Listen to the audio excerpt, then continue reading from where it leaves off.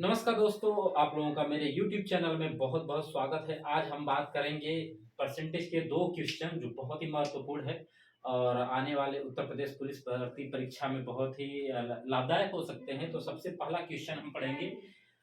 ये है, ए की आय बी की आय में 40% अधिक है। ए की आय जो है बी की आय से कितना प्रतिशत अधिक है? 40%।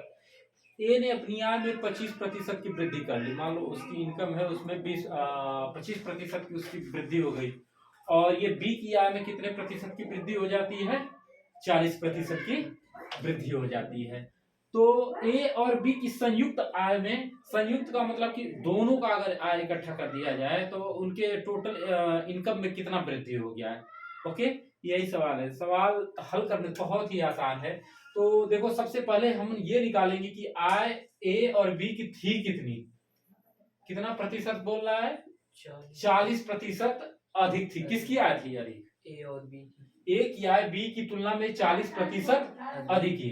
तो ये 40% का याद रखना, परसेंटेज का होना चाहिए। 40% अगर हम निकालेंगे तो क्या होता है? 40 बटा में, ये आपको याद होना चाहिए इसका डायरेक्ट वैल्यू। तो कितना आ जाएगा? ये कितना आता है बताओ? तो 2 बटा में 5। ओके, तो अब ये देखो क्या कह रहा है कि मान लो ये ए की आय है और ये बी की आय।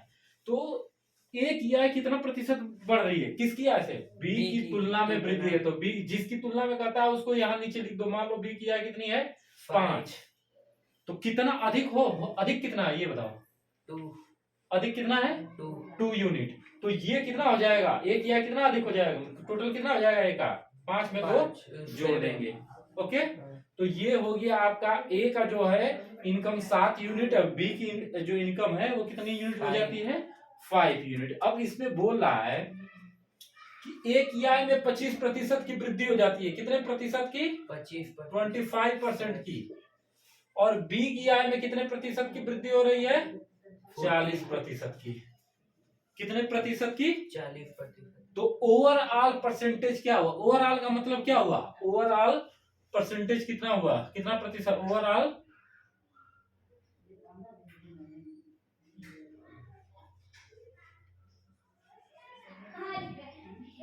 Increase in percentage. Overall increase in percentage.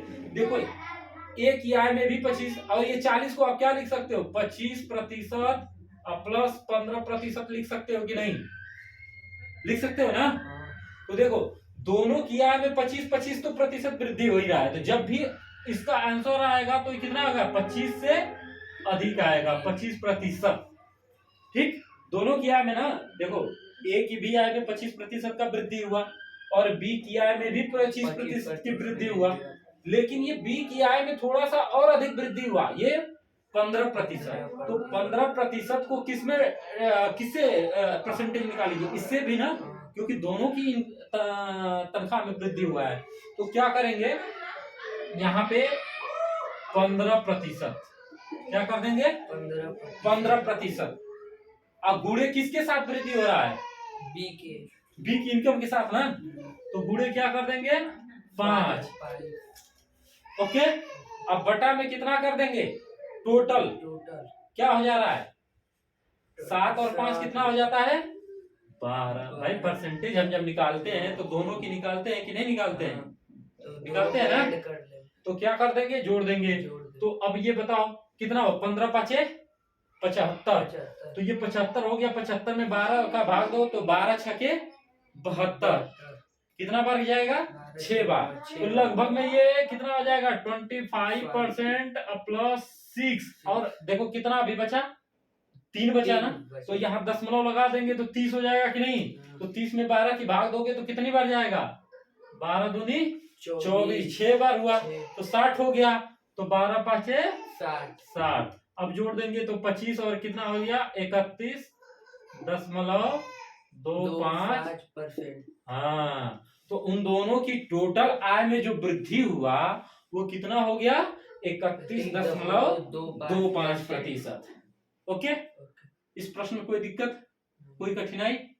जब भी इस तरह के सवाल आते हैं कि ए की आय बी की आय में इतना कम है या ज्यादा है, ओके, तो जो बेस आय किसकी मान ले? बी की तुलना में बोला ना, तो जिसकी आय कम या ज्यादा होती है उसको तो यहाँ घटा देंगे, लेकिन जो बेसिक जो मेन होता है ये नीचे वाले से लेते हैं, वो जिसकी तुलना से कंपेयर कर रहा है, तो उस किसकी तुलना कर रहा है, बी की तुलना बी से कर रहा है ना। तो बी का मेन जो बेसिक वैल्यू कितना है 5 यूनिट।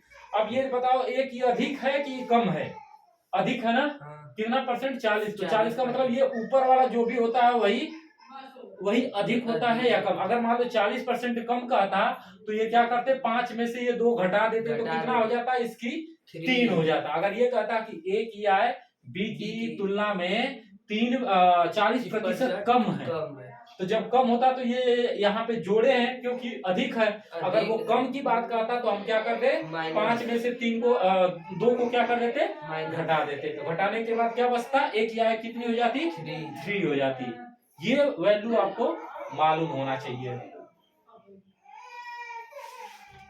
ओके, तो पहला क्वेश्चन कंफर्म हो गया। चलो अब हम दूसरे सवाल को हल करेंगे। यदि कोई छात्र किसी संख्या को 11, मान लो हम तुमसे कहें कि आप एक संख्या दे देता हूँ, कहता हूँ कि इसमें 11/16 का गुणा करके हमें बताओ, क्या बताओ 11/16 का गुणा करो।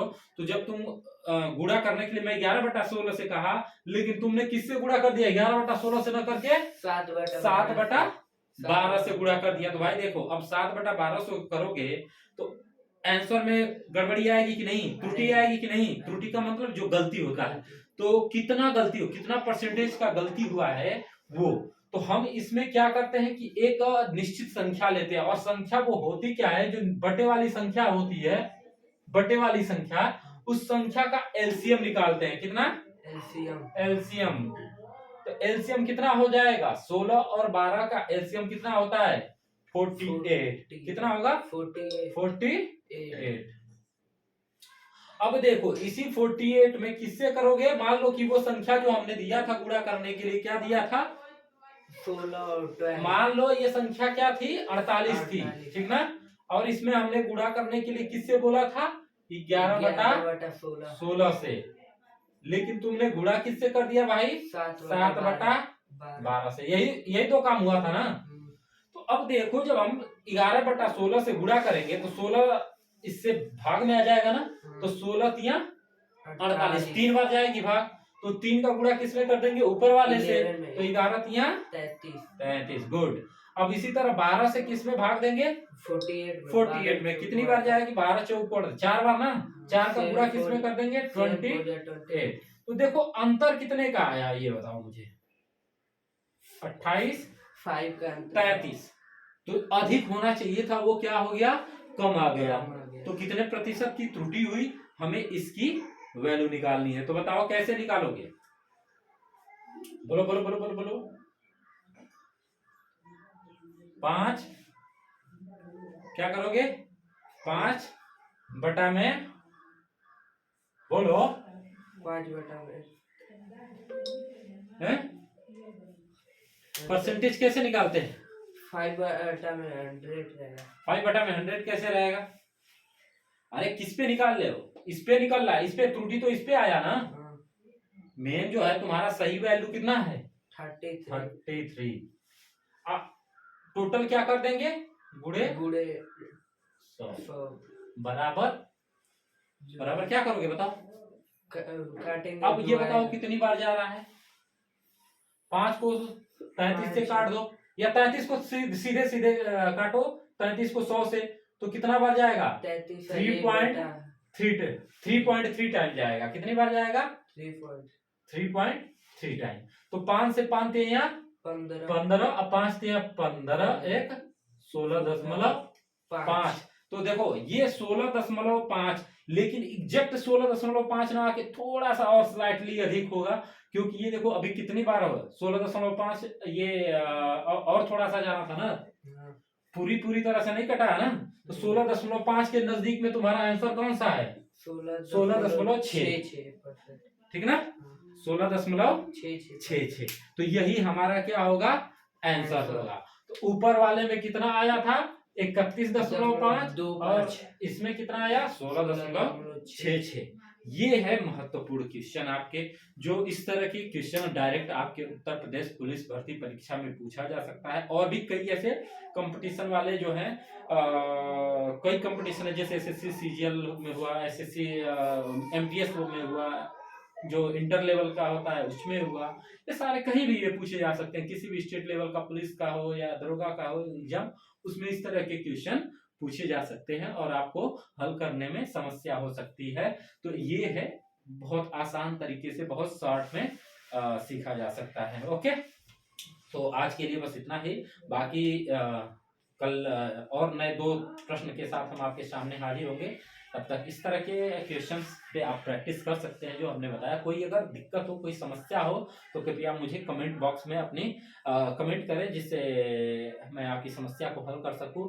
और एक मेरा निवेदन है कि अगर आप मेरे यूट्यूब चैनल को सब्सक्राइब ना किए हो तो जरूर से जरूर सब्सक्राइब करें, अपने फ्रेंड के साथ शेयर करें ज़्यादा से ज़्यादा लोग, ताकि इसका बेनिफिट उठा सकें। Okay, thank you. जय हिंद, जय भारत।